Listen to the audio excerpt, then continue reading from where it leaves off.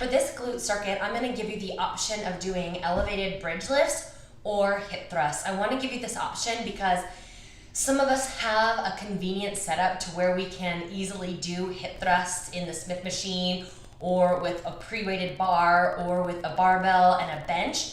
Other times it's harder to do that.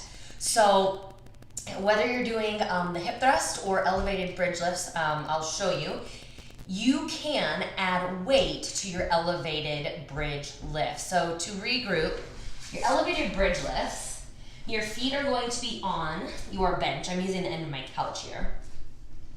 And you can take your heels on the bench with your feet flexed, or you can take your feet onto that edge of that bench, and you're going to lift your hips up towards the ceiling. The most important part of this movement is that, just like with your hip thrusts, you fully extend through your hips, so you don't just stop halfway up, you lift all the way up to get that maximum squeeze.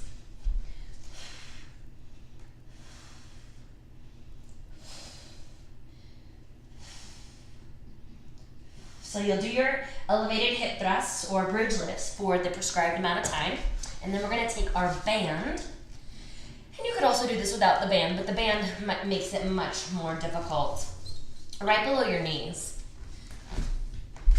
or excuse me, right above your knees. And here's where we will do our donkey kicks. So take your heel towards the ceiling, lower down so the knees come back in alignment, press the heel towards the ceiling.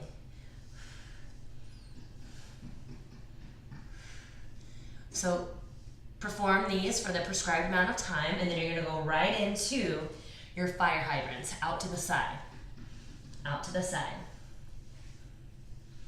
You feel that big burn through the glutes.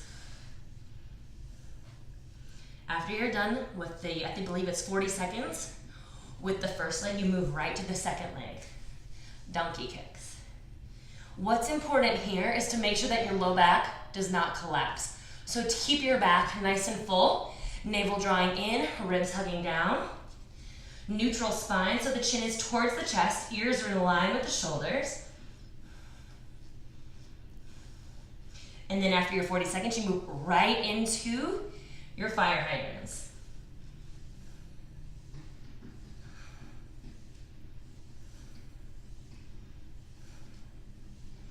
And after your fire hydrants on the second leg, you move right back into your hip thrusts or your elevated bridge lifts.